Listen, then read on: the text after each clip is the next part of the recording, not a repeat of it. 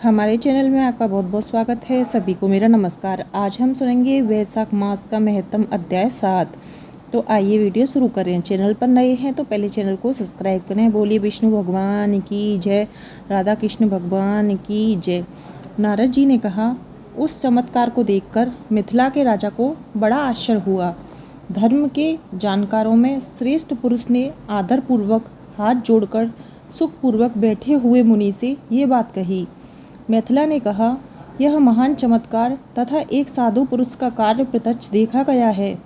मैं उस धर्म के विषय में विस्तार से सुनने के लिए उत्सुक हूँ जिसके द्वारा इक्ष्वाकुवंशी यह राजा मुक्त आत्मा हुआ है। हे विद्वान, मैं श्रद्धावान हूँ, कृपया इसका विस्तार से वर्णन करें। राजा के इस प्रकार विशेष रूप से पूछे जाने पर महान विचार वाले ऋतुदेव ने कहा, अच्छा, और फिर श्रेष्ठ राजा को इस प्रकार संबोधित किया। ऋतुदेव ने कहा, हे राजश्रियों, मैं श्रेष्ठ, आप बहुत ही दृढ़ निश्चयी हैं।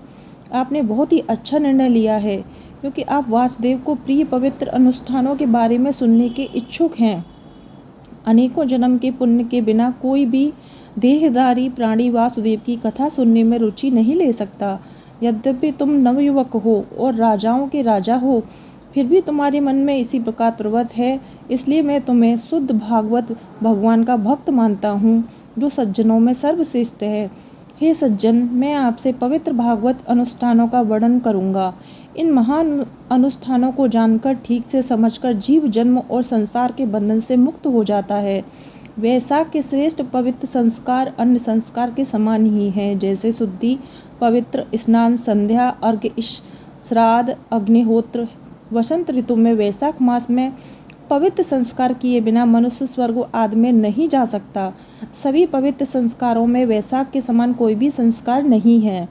अन्य बहुत से संस्कार हैं, वे राजविहीन प्रजा के समान हैं जो विपत्तियों से ग्रसित रहती हैं, अर्थात ये संस्कार आसानी से उल्लंघन योग्य होने के कारण केवल प्रतिकूल परिणाम ही देते हैं, इसमें कोई संदेह नहीं है। किंतु वैशाख में किए जाने वाले कर्म सरल हैं।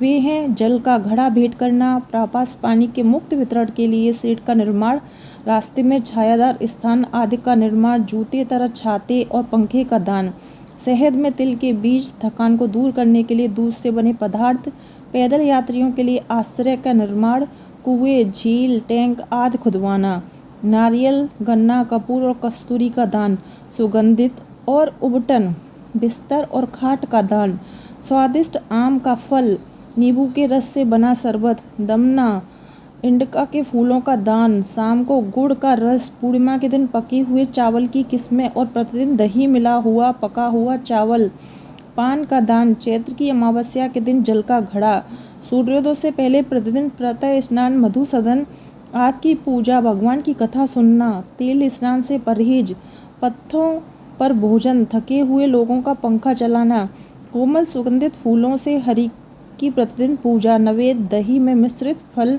और पके हुए चावल का प्रसाद, प्रतिदिन धूप और दीप का प्रसाद, गायों को घास का निवाला, ब्राह्मणों के पैर धोना, गुड़ में मिश्रित सूखी अदरक का दान, चूड़ का दान, राहगीरों का आश्रय और चावल और सब्जियों का दान। ये वैशाख के महीने में प्रशंसित और अनप्रशंसित पवित्र अनुष्ठान हैं जो माधव को पसंद हैं।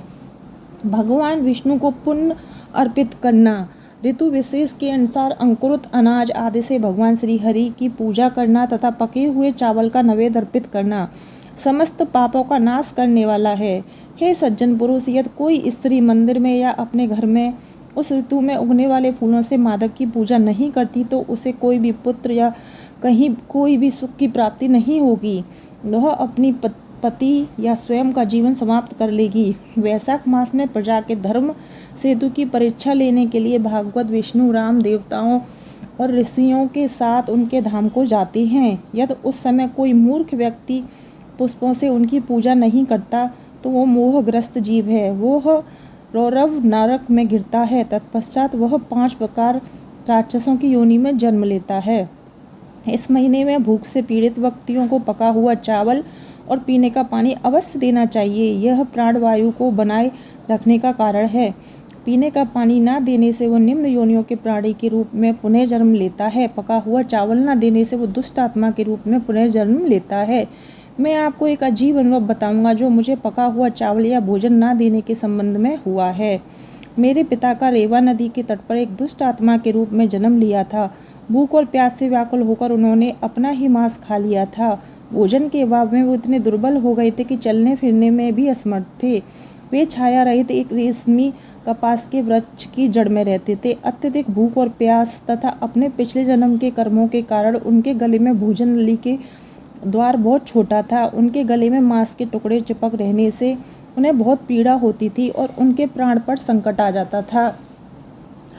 संयोगवश गंगा की ओर जाते हुए मैं उस नदी के किनारे पहुंच गया। उसने कुएं के शीतल जल के साथ साथ कालकूट के विष के समान सरोवर का जल भी देखा। सलमाली वृक्ष की जड़ के पास मैंने देखा कि वह अपना ही मांस का टुकड़े टुकड़े करके खा रहा था और तरह तरह के विलाप कर रहा था। वह अपने कर्मों के कारण भूख, प्यास और बीमारी से पीड़ित था। मुझे उस पर दया आ गई, लेकिन मुझे देखते ही वह पाप कर्म करने वाली आत्मा मुझे मारने के लिए दौड़ी। मेरे तेज के कारण वो संयमित हो गई और वह भागने लगी। दया से मन पिघलकर मैंने उससे कहा, डरो मत, मैंने तुम्हें भय से मुक्ति दे दी है। हे प्रिय, तुम कौन हो? इसका कारण मुझे तुरंत बताओ, मैं तुम्हें इस कठिन परिस्थिति से मुक्त कर दूंगी। तुम व्याकुल मत हो। ऐसा कहने पर उन्होंने मुझसे बिना यह जाने कि मैं उनका पुत्र हूँ कहा, पूर्व काल में अतन देश पृथ्वी पर सर्वश्रेष्ठ नामक नगर में रहता था। मेरा नाम मैत्रा था। मैं संस्कृत गोत्र का था। मैं नियमित रूप से तपस्या, यज्ञ, दान आदि करता था और मैं विद्वान भी था। सभी शास्त्रों का मैंने अध्ययन उपदेश किया था। मैंने सभी तीर्थों में पवित्र स्नान किया था। लोभ के कारण मैंने वैशाख में अन्न नहीं दान दिया, उस समय दान भी नहीं दिया था। अब मैं पिशाच के रूप में जन्म लेकर अपने भाग्य पर विलाप करता हूँ। इसका और कोई कारण नहीं है। ओहो, मैंने तुमसे सत्य कहा। अब मेरे घर में ऋतुदेव नाम का एक पुत्र है, वह बहुत प्रसिद्ध है। मेरी दुर्दशा मेरे उस पुत्र से कहानी चाहिए।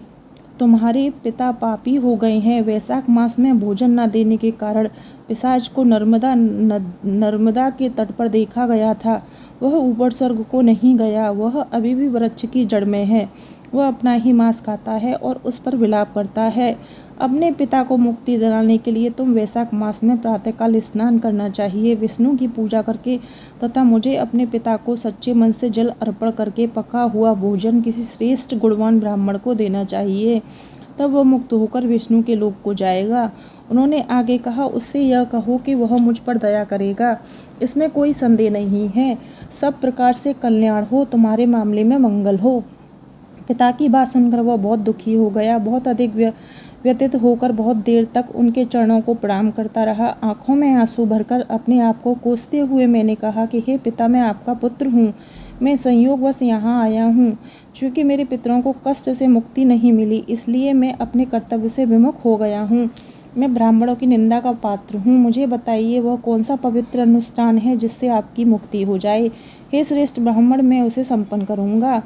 तब जिसका मन पूर्णतः संतुष्ट हो गया था, उसने मुझसे कहा, तीर्थ यात्रा करके तुम शीघ्र ही घर लौट जाओ। महीने के आरंभ में जब सूर्य मेष राशि में हो, तब तुम भगवान विष्णु को नैवेद्य के रूप में उत्तम पका हुआ भोजन अर्पित करो।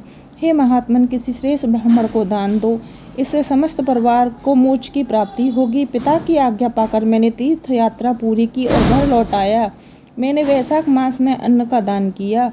इस प्रकार मेरे पिता को मुक्ति मिल गई। वो मेरे पास आए और मुझे आशीर्वाद दिया। वे हवाई रथ पर बैठकर श्री भगवान के लोक में गए। वहाँ लोक में आसानी से नहीं देखा जा सकता और जहाँ एक बार जाने के बाद कोई वापस नहीं आता। इस प्रकार सभी शास्त्रों में जिस दान का आदेश दिया गया है वो तुमने सुनाया है। यह सभी धर्मों का सार है। यह अत्यंत पुण्यकारी है। और क्या सुनना चाहते हैं बताओ, सुनकर मैं तुम्हें सब कुछ बता दूंगा। यह सत्य है। तो यहाँ हमारा 7वां अध्याय समाप्त होता है। तो वीडियो कैसी लगी कमेंट बॉक्स में ज़रूर बताएं और सारी वीडियो मेरी सुनने के लिए मेरे चैनल को सब्सक्राइब जरूर करें और प्लीज़ सपोर्ट दिखाएं, इसलिए चैनल को सब्सक्राइब करें। भगवान श्री हरि विष्णु की कृपा आप पर और आपके परिवार पर बनी रहे। राधा कृष्ण की कृपा आप पर और आपके परिवार पर बनी रहे। सभी देवी देवताओं की कृपा आप सभी पर बनी रहे।